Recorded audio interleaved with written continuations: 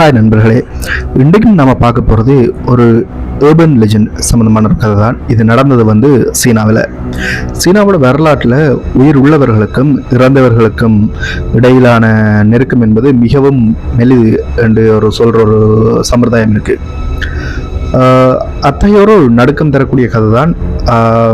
அதன் அழகிய அதே சமயம் இரத்த கரைகள் படிந்த ஒரு கடந்த காலத்தை கொண்ட நாஞ்சிங் என்ற ஒரு நகரத்தில் இருந்து தொடங்குது இந்த ஸ்டோரி. இதுதான் அந்த ஸ்டோரியோட பெயர். அந்த ஸ்டோரி கோட்டை நகரின் அழும்பொழுதுகள். இது தி டார்க் லெஜெண்ட். வாங்க ஃபுல்லாக பார்க்கலாம்.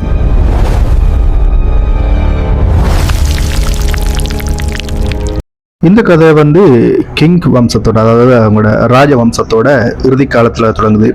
லீ சென் என்ற ஒரு இளமறிஞர் அரசு தேர்வுகள் எழுதுறதுக்காக நாஞ்சிங் நகரத்துக்கு வரார். அவர் கொஞ்சம் ஏழ்மையான நிலையில் இருந்ததால் அவரால் நகரோட மையப்பகுதியில், அதாவது நகரின் மத்திய பகுதியில் இருக்கிற விடுதிகளில், அதை கிட்டத்தட்ட அது விலை உயர்ந்த விடுதிகள் நகரத்தின் மத்திய பகுதியில் இருக்கிறதெல்லாம், அதனால் அந்த விடுதிகளில் அவரால் தங்க முடியலை. ஸோ என்ன செய்கிறார், அவர் ஒரு வழி இல்லாமல் நகரோட எல்லைப்புறத்தில், அதாவது கிட்டத்தட்ட கொஞ்சம் உள்ளவாக இருக்கிறதுல ஒரு பழைய கோட்டை ஒன்று இருக்குது. அதில் இருக்கிற ஒரு குறுகிய சந்தம் இருக்குது. அது பழைய கோட்டைச்சுவர், முதல் அரண்மனையாக பயன்படுத்தப்பட்ட ஒரு கோட்டை உண்டு. அதுக்கு பக்கத்தில் இருக்கிற ஒரு குறுகிய சந்தில் இருக்கிற ஒரு பாலடைஞ்ச வீடு உண்டு. அதில் மிக மிக குறைந்த வாடகைக்கு அவர் எடுக்கிறார். அந்த வீடு முழுவதுமே படர் கொடிகளால் சூழப்பட்டிருக்கு. அதுக்கு நடுவில் ஒரு பிரம்மாண்டமான ஒரு முறுக்கி போன, அதாவது அந்த பட்டைகள் எல்லாம் முறுகி போன ஒரு வீப்பிங் வில்லோ, அது எனக்கு என்ன மரம்னு தெரியல, அப்படி ஒரு மரம் ஒன்று நிற்கிது. அதோட நீண்ட கிளைகள் தரையில் விழுந்துடும். என்ன யாரும் பராமரிப்பு இல்லாமல் அந்த மரம் அப்படியே தன்னிச்சையாக வளர்ந்து நிற்கிறதால அது கிளைகள் எதுவும் வெட்டாமல் அது தரையில் முற்ற அளவுக்கு கீழே வளர்ந்து கிடக்கிறது எப்படி இருக்க வேண்டாம். தூக்கத்தில் இருக்கிற ஒரு பெண் தலைமுடியை விரிச்சு விட்டு அப்படி இருக்கும், அப்படி இருக்குது. இந்த சுச்சுவேஷனில் கண் புரையால் பாதிக்கப்பட்ட ஒரு முதியவர் அந்த வீட்டை மிக குறைந்த விலைக்கு கூலிக்கு வாடகைக்கு விடுற சமயம் சொல்கிறார், தம்பி ஒரு சின்ன அறிவுரை, அந்த மரத்தின் கிளைகளை மட்டும் வெட்டாத, நள்ளிரவு நிலவுச்சிக்கு வந்த பிறகு அந்த மரத்தில் விளக்குகளையும் தொங்க விடாது என்று அந்த முதியவர் எச்சரிக்கிறார்.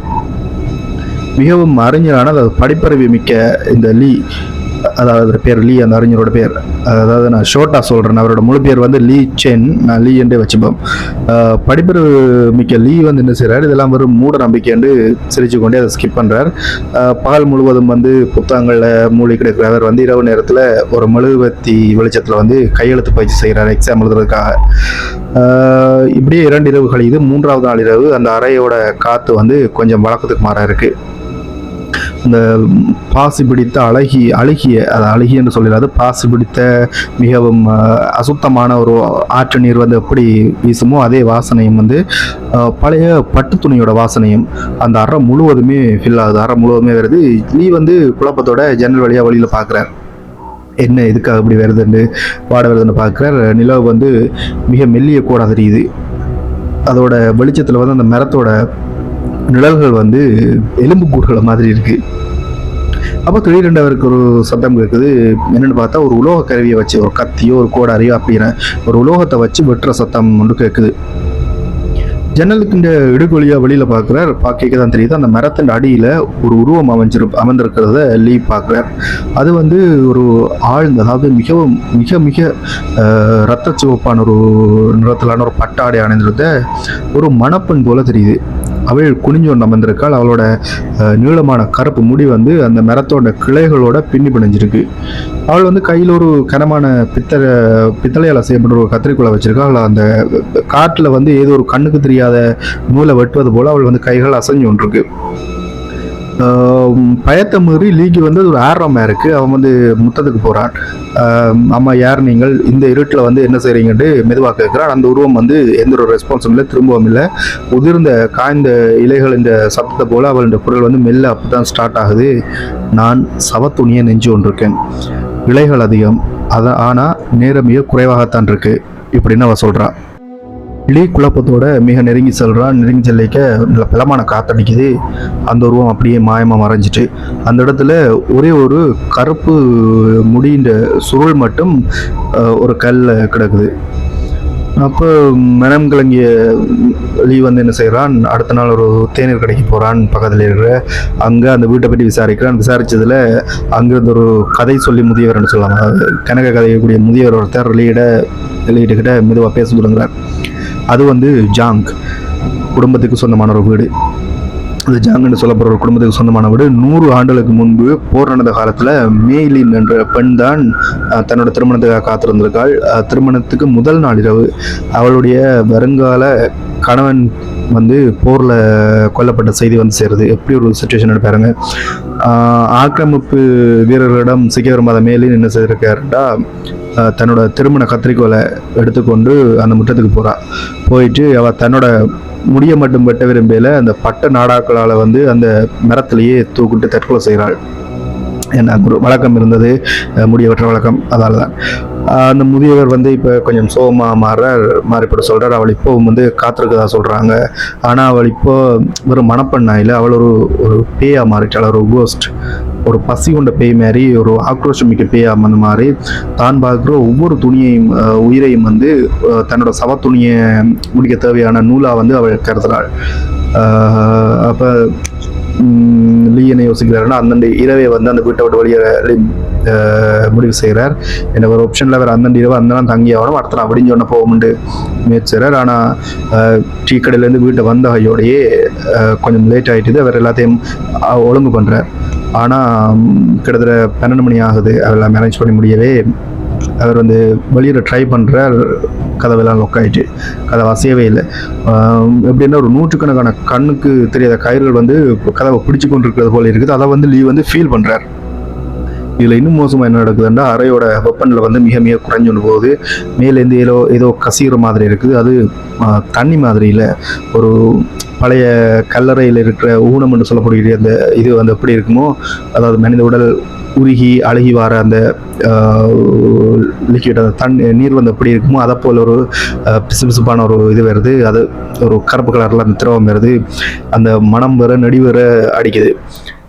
லீ வந்து அண்ணாந்து பார்க்குறார். அந்த மரத்தின் கிளைகள் வந்து கூரையின் இடுக்குகளுக்கு வழியாக வந்து பாம்பு போல் நெளிஞ்சு கொண்டிருக்கு. உள்ளுக்கு வந்து சோப்பு உடை அணிஞ்ச அந்த மணப்பெண் குளத்தில் இருக்கிற அந்த பெண் இப்போ வந்து அறையின் மூலையில் நின்று கொண்டிருக்கா. அவளோட முகம் வந்து வெளிரி எலும்பெல்லாம் வெளியில் தெரிகிற மாதிரி இருக்குது. கண்ணுக்கு பதிலாக வந்து அப்படின்னா அந்த திரவம் வழிஞ்சு கொண்டிருக்கு அந்த கண்ணுலேருந்து கருப்பு குழியா.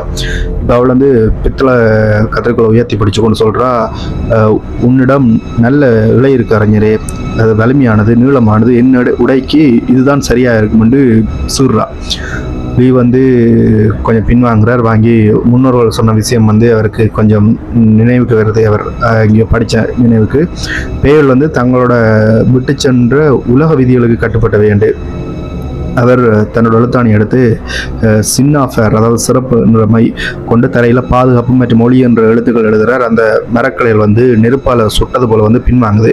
ஆனால் மேலின் வந்து விடையில அவள் வந்து தரையில் படாமல் காட்டில் வந்து லீயை நோக்கி வராள். கத்திரிக்கோலை வந்து லீயின் கழுத்துக்கு அறையில் கொண்டு வராள். அவளை வந்து சக்தியால் எழுத முடியாது. அவளது தீராத துயரத்தை முடிவு கொண்டு வர மூலமே தப்பிக்க முடியும் என்று லீ உணர்றார். அந்த நேரத்தில் வந்து மேலின் நின்று அவர் கத்துறார் சத்தமாக, போர் முடிந்து 100 ஆண்டுகள் ஆயிடுச்சு, உன்னோட கணவன் கோட்டை வாசல் இல்லை, அவன் உனக்காக மேலுலகில் வெயிட் பண்ணுறான், மேலுலகில் காத்திருக்கிறான், ஏற்கனவே அமைதியடைந்த ஒருத்தனுக்காக நீ சவுத்துன்னு நெஞ்சு வந்துருக்க என்று சத்தமாக கத்துறார். அப்போ அந்த கத்திரிக்கோள் வந்து நிற்கிது. அறை வந்து அமைதியாகுது. மேலினோட முகம் வந்து மெல்ல மெல்ல மாறுது. அந்த பயங்கர உருவத்துக்கு பின்னால் இருக்கிற ஒரு அழுது கொண்டு இருக்கிற ஒரு சோகமான ஒரு அழகான பெண்ணோட நிழல் தெரியுது. அப்போ மெதுவாக கேட்குறாள், காத்திருக்கான ஆண்டு. அப்போ லீ வந்து சொல்கிறார், ஆம், அவன் காத்திருக்கிறான், இந்த இலைகளை விட்டு விடு, இந்த மரம் வந்து அமைதி அடையட்டும், இந்த கிராமம் அமைதி அடையட்டும் என்று. கொஞ்சம் அமைதியாக இருந்த மேலின் சிறிது நேரத்துக்கு கத்த தொடங்குறாள். அந்த வீடு அத்திரும் வகையில் பயங்கர அலறல் சத்தம் கேட்குது. 100 ஆண்டுகளாக அந்த வலி, அந்த இருக்கிற அந்த எமோஷன் வந்து அந்த சத்தத்தில் தெரியுது. அவ்வளோ அதிர்ச்சியாக கேட்குது. மரக்கிளைகள் எல்லாம் பயங்கரமாக ஆடுது. அறையில் வந்து காஞ்ச இலைகளும் கருப்பு முடியும் வந்து சுழறுது. ஆனால் கொஞ்ச நேரத்தில் எல்லாம் அடங்குது, தூசியில் அடங்குது. அடங்கின பிறகு அந்த அறை வந்து காலியாக இருக்குது. அந்த பேரமான உணர்வோ எதிர் அமானுஷ்யம் எதுவுமே இல்லை. எல்லாமே முற்றுமுழுதாக அமைதியாயிட்டு லீ வந்து விடியும் பெற காத்திருக்கல. தன்னோட பையை எடுத்துக்கொண்டு அங்கிருந்து ஓடுறான். மறுநா காலை வந்து துறவியலோட வந்து அங்கே பார்க்க அந்த பிரம்மாண்டமான மரம் ஒரே இரவிலேயே காஞ்சி போய் இப்போ பழைய மரம் மாதிரி தோணுது. அதோட பட்டை வந்து வெளுத்து ஒரு செத்த மரம், ஒரு உயிர் இல்லாத மரம் போல இருக்குது. அவர்கள் வந்து அந்த இடத்த கொஞ்சம் தோண்டி பார்க்க ஒரு துருப்பிடித்த பித்தளை கத்திரிக்கோலும் ஒரு சின்ன ஒரு பதட்டம் ஜேட்டுன்னு சொல்கிற ஒரு கல் பதக்கமும் கிடக்குது. அது ஒரு கணவன் வந்து தன்னோட மனைவிக்கு அன்பளிப்பாக கொடுக்குற ஒரு பதக்கம். லீ வந்து அந்த ஆண்டு தேர்வில் தோல்வி அடைகிறார். ஆனால் அவர் ஒரு புதிய பயணத்தை தொடங்குகிற ஆண்டிலிருந்து சீனா முழுவதும் பயணம் செய்து இது போன்ற வித்தியாசமான கதைகளை வந்து அவர் பதிவு செய்கிறார். இப்போ அந்த வீடு இடிக்கப்பட்டுட்டு என்றாலும் அந்த ஞாபகங்கள், அந்த கதைகள் வந்து இனிமேல் அழியலை. அது இன்னுமே கதையோட கதையாக, வாய்வழி கதையாக இன்னும் பரவி கொண்டு தான் இருக்குது. இது தி டார்க் லெஜர்.